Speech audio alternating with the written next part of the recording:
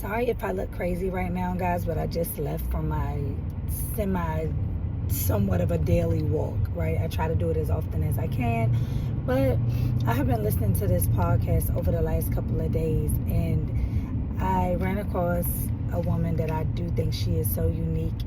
I love everything about her, right? But one thing that I come to realize is, in seeing in another video, is that at some point in her life, she had to go through a transformation from masculine energy dominant to feminine energy dominant, right? And when I tell you that it is an amazing transformation, but there literally are women out here that don't have to go through that transformation. Anyway, if you guys don't know who I am Mentor Milan, and I help women tap back into their feminine energy, okay? Literally, that is something that I have had and possessed all of my life.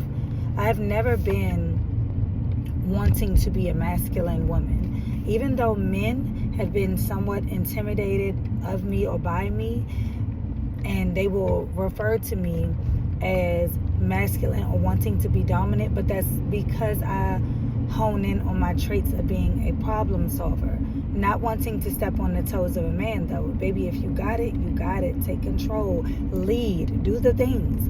But when I don't have that in my life, and I have my 3 children, I tend to jump into that mother role. I tend to jump back into that boss role because I am an entrepreneur, and I have been the entire career that I've had. So with that being said, I have heard those things before, but the men that have encountered me would never say such. Never.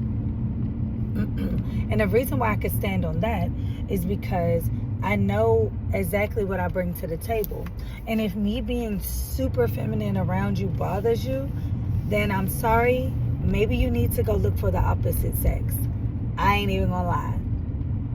I want to step back. I want you to take the role.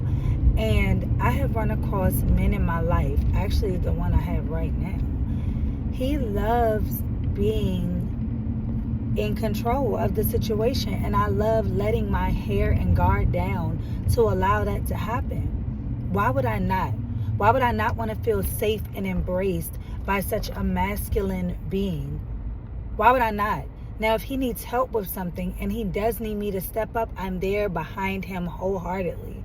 But like, oh my gosh, nothing has been so much easy in my life besides being with this person. When I say just simple things, babe, do you want to drive? Do you want to do this? You want to do that? Like, and he takes the role of it. You know what I'm saying? It's certain things and traits that I have not experienced with other people that I've dated, and I have that now in this person. But it also goes back to like setting your boundaries for what you expect out of a person. So when someone doesn't display traits, and this goes for men and for women, okay? Literally, like, I need my guys to start standing on their boundaries too. If women don't possess the traits that you see in a wife or whatever it is you're looking for, just leave her alone, honey. Just leave her alone. You do have the option and the opportunity and a position in that space to walk away. Just walk away and go find somebody else that you could hone in on. Some people, you could kind of train them into what you want. And I do think that that is still a thing. And I'm not opposed to it, because you should tell the person what you want out of the situation. I hate hearing, oh, he should know better. He should know.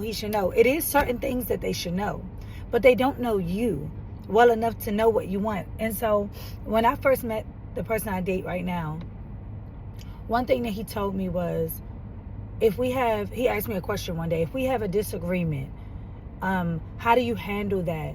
And I was like, at the space that I'm at right now in my life, I'll probably just walk away. And he was like, well, I'm asking you now to not do that. And it was almost like I couldn't understand why.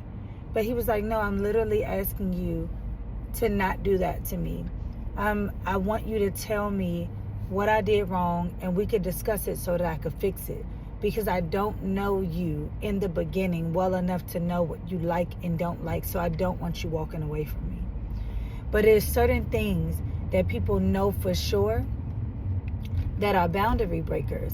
And people will test you, and they will push you to the limit more often than not, just to see how far you will let it go or how much they can get away with.